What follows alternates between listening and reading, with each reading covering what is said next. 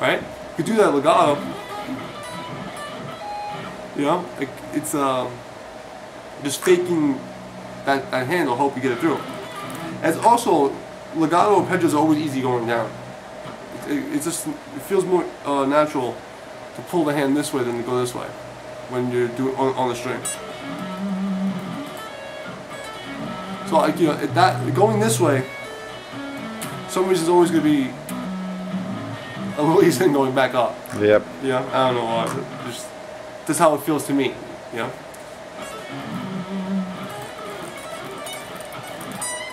So that's basically how I do it. Do you have any questions? No, not yet. Maybe people have questions. Yeah, so I'll let you know maybe. Yeah, well, I mean, afterwards. Well, I would suggest is like, you know, if you want to show, the whole purpose is to show the, you want to show that ultimate picking thing. That's what it was. Oh, if you don't mind. Well, I mean, if it's, I guess everybody wants to see sweep picking. That's what it really comes down to. Yeah, sweeping. Yeah, that's what I'm asking you. All right. Well, what I usually do as sweep picking is, oh, yeah, I really bad cut my hand. So anyway, how I learned it was I just broke it down into small fragments. Right? And you think it's 2 fragments. Okay? Mm-hmm. And use 2 different styles of picking it.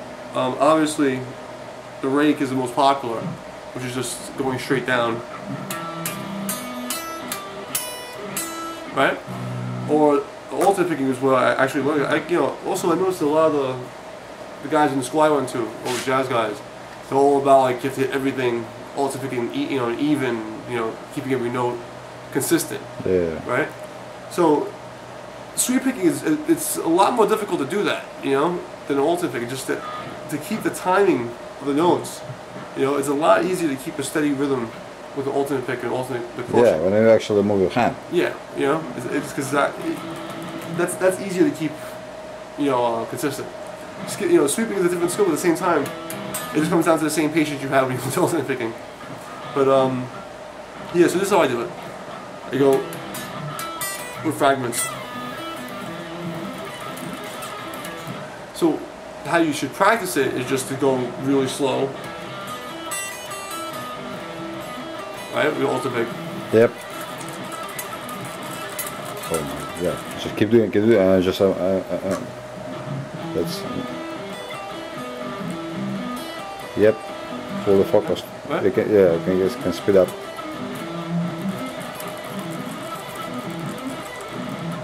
Okay.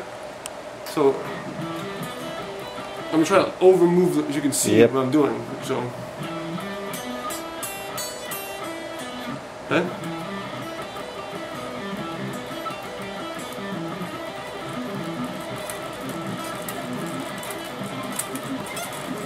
Okay, so that's basically how I do it. And obviously you practice that speed change, you know, slower, like, you know, 5 to 10 minutes. Slow, fast, you know. Then you do the same thing with sweeping. Now, notice what I just did was that alternate thing I told you about. Well, I mixed the alternate picking with the sweeping.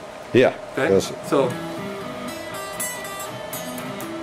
because you end up doing the same amount of movement anyway.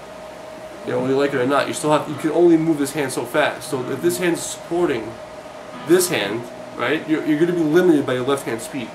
No matter what you do, the left hand's the limit. You know, so as fast as your left hand can go, is as fast as your right hand's be able to support it.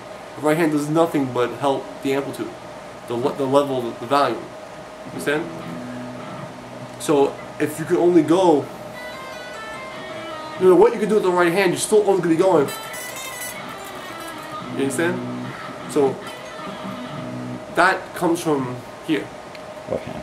Right? So I always would say, you know, work on building up the left hand dexterity and the connection between the right supporting the left. That's like the most important thing when it comes down to, like, you know, real like shredding. You know?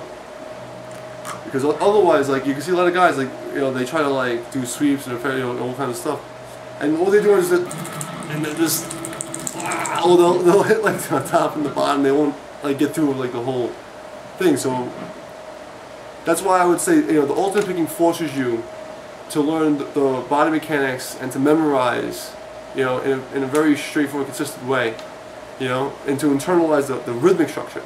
Because a lot of playing fast is like being able to internalize that timing to the point where you don't have to think about it. Okay? So if I do the sweep, right? It's the exact same timing, just the interval between it is shorter between each note. But every note in between each note is the exact same amount of time. Yeah. You see what I mean? And that comes from learning alternate picking. You know, if people who try to just copy people sweeping and they don't want to put the work in to really train the brain in the hand, they don't ever get it.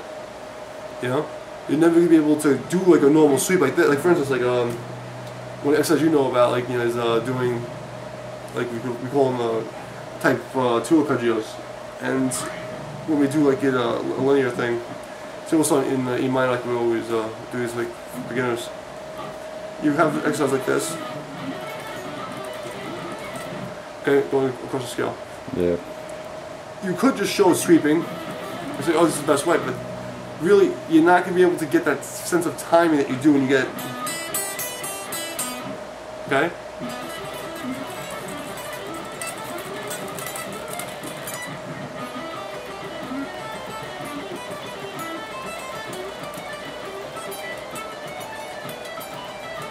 You can hear that, you know, it's something that you get when you can actually really separate each movement, you know? You can internalize a click rather than trying to like just throw the hand around to get the notes out, you know? Mm-hmm. You have to really get that rhythm, because really the rhythm is what moves the pattern and the melodies. Like, you know, it's like without that consistent timing and control of the interval of space between each note, you're not going to ever really sound clean or proper. You know what I mean? So the real way that I explain it is just go to alternate picking. You learn your alternate picking, you learn patterns of alternate picking, and then you go to sweeping. So for something like this, for instance, I show an alternate pick pattern like this. You learn regular arpeggio, just going through the scale, right? Mm-hmm. And then you do it in, you know, patterns of, you know, like thirds or quadruples, whatever. Let's just say, for instance, moving it in thirds, right?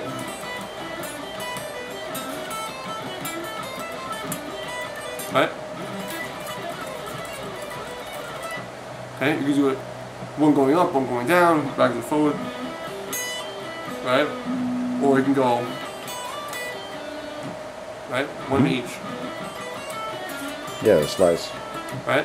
A lot of different like patterns you can do with that. And after you learn it with the alternate picking, and you can do it consistently with good time, you know, to a metronome or whatever, then you start doing the same pattern with sweeping. You know, that way you already have a sense of timing and a sense of the movement. You know? It's the same as that thing. Now how I do that is down, down, down. Right? So it's the alternate pick in the switch. So basically, things happen where, like, for instance, like you're doing 3 note per string scales, right? In order to continue this as a sweep, right? If I go down, up, down, down, up, down, down, up, down, down, down, right? I'm overemphasizing that round so you can see what's happening. In order for me to continue that going the opposite direction, I'd have to double the last note. So to make the turnaround, I'd have to do something like this, right? And then go again to make that reverse circle. Right? Because that's where the whole economy circular picking thing comes in. Right? If anybody who doesn't know about it, you have, say, 3 notes per string, down, up, down. You cross again, down, down, up, down, cross again, down. Make sense? Yeah, it does. Okay. When you try to make the turn on the top, down, down, down, down, down, down, down, up, down, how am I going to go back around? You know? Yeah, no, that's my problem. This is the problem for a lot of people, and they don't. And when they get stuck there, they lose timing. You know, that's why I say transitions are very important if you want to be able to make your solo sound consistent and clean. So what you need to do is either A, alternate pick for one string, and then start the sweep again, or double the note. So you either be going down, up, down, down, up, down, up, down, up. Okay. And if you do it really fast, you can double that note in all notes.